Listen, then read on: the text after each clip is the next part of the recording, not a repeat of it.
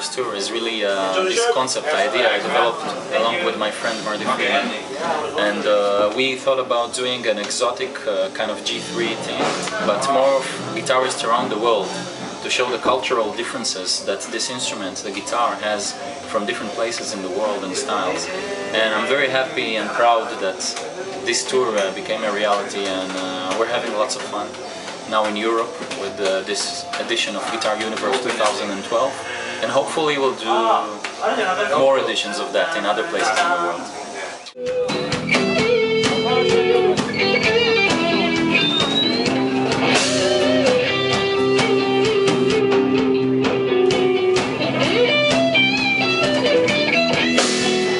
I think, you know, I didn't know Stefan before the tour, but Marty and me are friends for some time now, and I already played with him.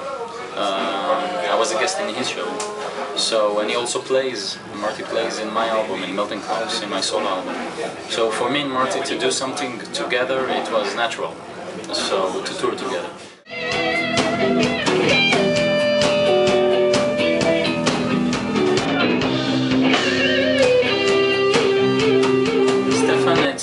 We added him by recommendation, and he really turns out to be a great guitar player for sure, and also a cool guy, so we are very happy to have him on this tour with us for sure.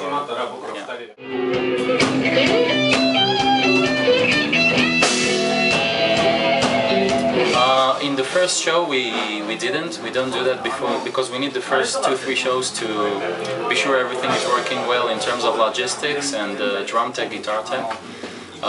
But we are doing that from now on every night, so we leave some space for some jams, and I'm collaborating on Marty's show. There is a song that Marty plays in the album, can play in the show, and well, we will, in many of the shows we will leave place for jam, especially when there are bigger stages in the clubs that have long stage, so we'll do this jamming, yeah.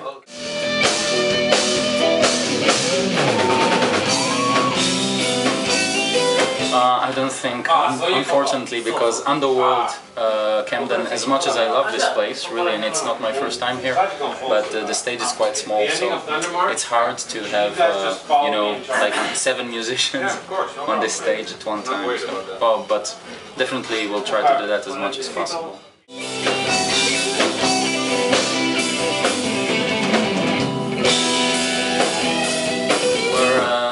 I think from what I saw up so far from Stefan, we didn't see together too much, but I saw that he's a very technical player, and Marty for me is a very natural, like, you know, has a lot of vibrato and feel to his playing, and at the same time also a good technique. I was always a guy that fell more for, you know, everything has to do with combining good technique in the right place, like with a lot of feel and emotion. I try to bring myself into the music, into the guitar, my energies, and less the speed, but I can play fast if I want, but normally I don't want to.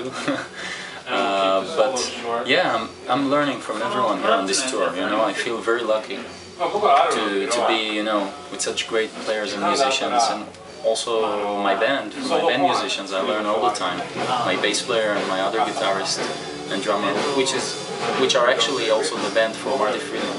He uses my band on this tour, so yeah, we're doing really lots of fun and learning from each other.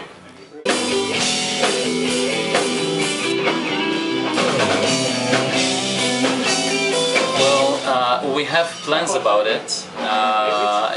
It's something that will take some time, I think, but I do plan to do something like this way or the other. It's true that I've been with PRS since 2005, and they've been really good with me, and, you know, anything I needed. I think a signature model takes a bit more time for them, because they have many great artists and guitar players that really don't have yet anything close to a signature. But I've also developed my own instruments on the way. For example, the buzukitara. I don't know if you got a chance to see, but I invented a guitar with 2 necks that I call buzukitara. On top it's a traditional acoustic bouzouki, Greek Balkan instrument, and on the bottom it's a full-blown electric guitar made from black limba woods, etc., with very good bare knuckle pickups, which are actually UK made. Really full-blown electric, solid body, and these two souls, these two different instruments live in one body, and it's really an embodiment of my musical journey, that East meets West in the same instrument. And I'm planning, I have a lot in the pipeline with pedal makers, you know, guitar effects, stuff like that, of signatures that are coming hopefully next year in 2013. I've been endorsing officially, you know, some of the best brands in the industry, PRS and Angle and Elixir Strings and all kinds of pedal effects companies, Electro Harmonics and etc. But for doing like a signature guitar, I really look for something special that will be expressing myself, and that's something that I find hard also with PRS.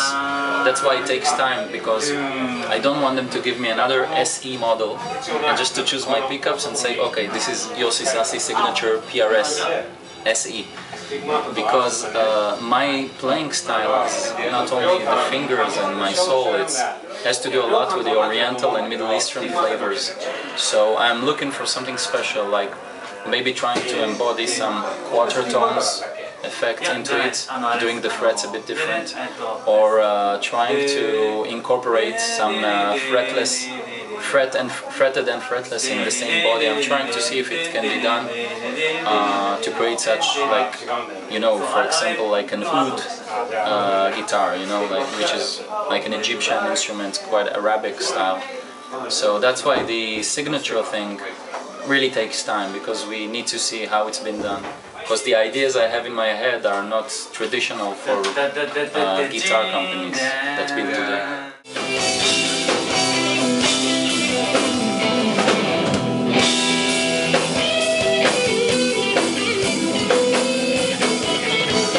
Well, I didn't bring the Ravish with me to this tour because I try to keep my gear really basic and simple. You know, just guitar, amp, maximum maybe a delay or reverb coming from front of house. But yeah, I did use the Ravish, which is a pedal that I really love from Electro Harmonics. I use it for some recordings I did in my musical productions for artists such as Michael Cobrin and etc. And also I'm using pedals now from Greenhouse Effects. And Greenhouse Effects, actually, I love their pedals because they're analog, they're simple, they're straightforward, really not a lot of knobs, they're just really good. So I use their chorus and I use their delay that has a touch of fuzz into it in the repeats, which is really cool. And that's the direction I think I'm aiming for in my pedals going forward, also in my signature series.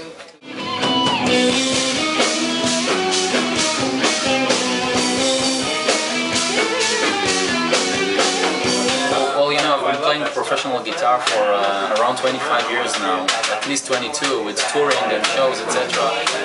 And I'm an analog guy. I grew up in an acoustic world. Also, all the music I compose, both for Orphan Land and for my solo career, and for other musicians that I produce as a musical producer, I always compose on acoustic, classic instruments, bouzouki, saz, oud, chumbush, all kinds of Egyptian, Turkish, Greek guitars that are traditional and acoustic in their nature.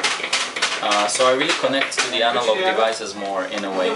I love the way that the digital world allows me to do more with my creation, so I do all my pre-production at work with a Cubase digital sequencer, etc. So it gives me a lot of opportunities, but I can tell you that I'm less a fan of the digitized sound, you know.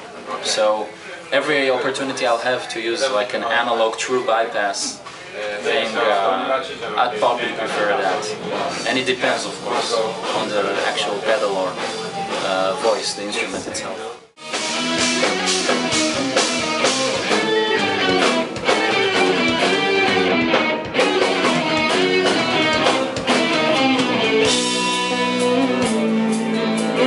In Orphanland, it's more like a band, and here we have my solo project is a group, but it's evolving more around 100% my ideas and arrangements. So in Orphanland I do a lot of the music. I am the driving force behind the music. I do the composition, a lot of the arrangements, as well as vocal arrangements in many parts. And really I touch everywhere in the creation.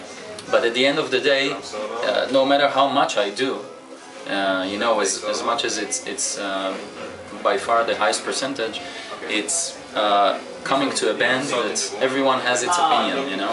So the bass player can give his opinion, the vocalist gives a lot of ideas and his opinion, etc. So a lot of things get cut, a lot of things get multiplied or added or changed. So at the end of the day, it's a group effort and thinking. And also in Orphanland, we are very genre specific by now. You know, people you know, have this genre categorization. You know, we're cultivated as like Oriental, Middle Eastern metal. And in my solo album, I was free to do what I want. And I did 100% of everything, you know, even in the mixes, in the sound, etc.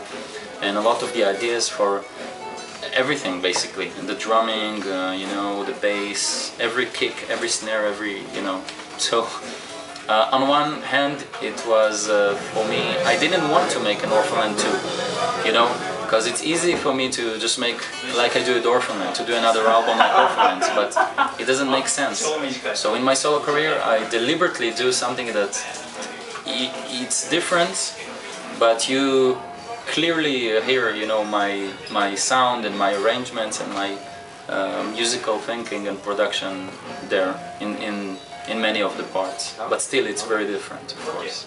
For me, it was great to see that also the Orphanland fans really loved my solo album, because it's not metal and it's really like Oriental prog rock that has everything, blues and, you know, kind of a lot of elements going on there, and piano with bouzouki and etc. So it was really great to see new people that never heard of Orphanland enjoying this album, and as well as the Orphanland fans accepting it as is, not being a metal album at all.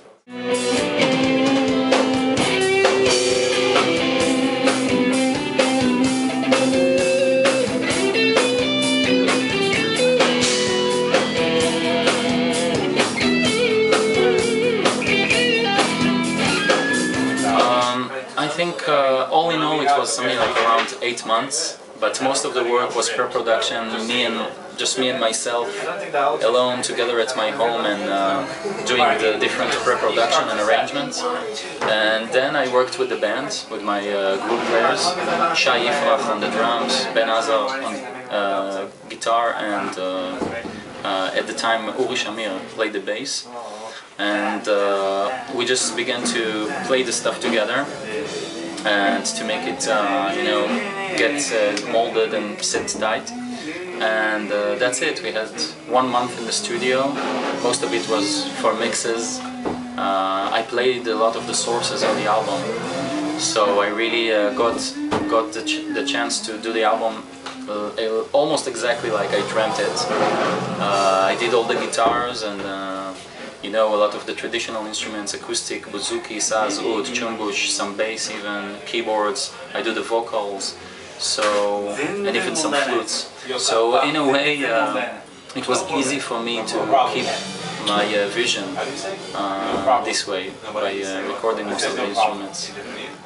Well, Melting Clocks is a concept album, and for me, I am a man, you know, that I love to think very associative and in stories, and I have a very, my world is rich with imagination and stories, and for me it was natural when I began to work on the solo album. I wanted to express my reality and the changes I've been through in this album. And this was really the time that I've been moving to be like a full-time musician in everything. I had a small day job that I already lost and began to be, you know, just all 100% in music. And the concept of the album is really about me, you, everyone, actually everyone watching this interview as well. It's a day in your life that comes from the early morning, from sunrise, through the different thoughts along the day, up to at night when you go to sleep, and it shows that if you continue to do the same thing you do, you will always get the same thing you got. You will relive the same day that you've already had. And time is really a strong concept for me, because we measure ourselves by time. We work at hours, you know, we schedule our interview in a specific time as well. The shows tonight start at specific times. And it's very opposed to contradiction to our intuition, that we are creatures that, you know, wake up at light and should go sleep at dark and be very natural with nature and everything. So that was intriguing for me, and that's how the concept evolved.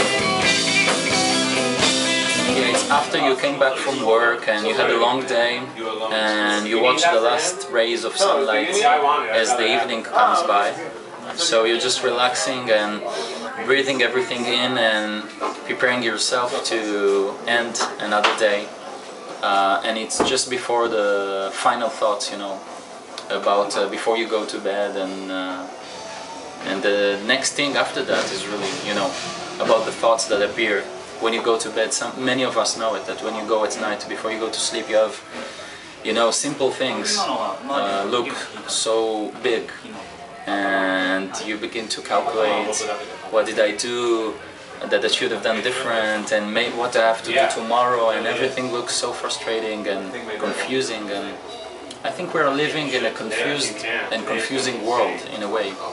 There is this illusion that we can do everything, and in fact it's very hard to be able to do what currently the media and the society appears to be offering us, like endless opportunities.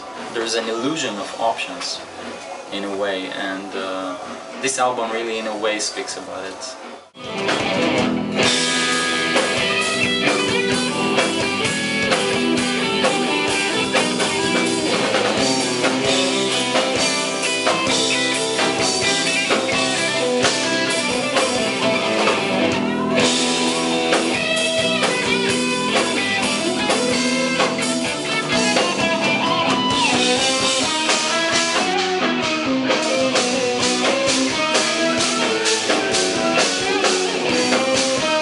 It's totally unconscious. I just, you know, I grabbed the guitar, I began to take out melodies and phrases and harmonies, and that's it. I didn't think about anything. So when you listen to Melting Clocks, you really listen to my inner world of influences. So you definitely can hear Joe Satriani there, and a lot of the early prog rock, like you said, all kinds of bands like Rush, etc.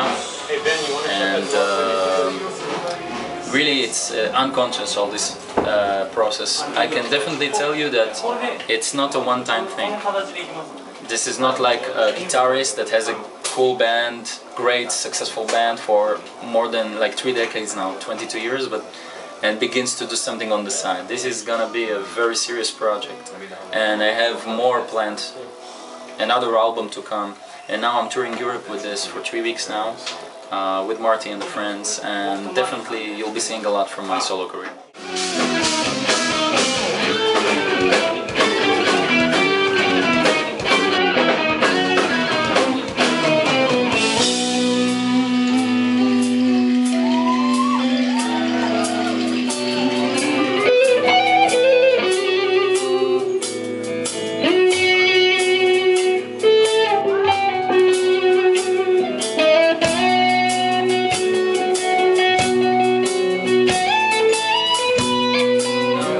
Touring Europe with Melting Clocks, right? In Guitar Universe 2012 tour with Marty Friedman and Stefan. And when I come back to Israel, I'm going to work hard on the Orphanland album, the next Orphanland album to be released next year, hopefully, which I've already been composing quite a lot of it, so it's quite in a good phase. And next year, 2013, I plan to record the new Orphanland album and hopefully tour with it with my band. And alongside to that, I'm gonna tour a lot also with Melting Clocks in different parts of the world. We already have offers for shows. Hopefully get Melting Clocks also to the USA on tour as well as Europe and other places, and South America probably. And this is what it's gonna be, you know, the solo project, my solo group along with Orphanland. I'm gonna be doing them both, you know, as long as my friends in Orphanland are, you know, understanding to this, and as long as I'm being thoughtful about that, you know, about my duties to Orphanland, that should be all good.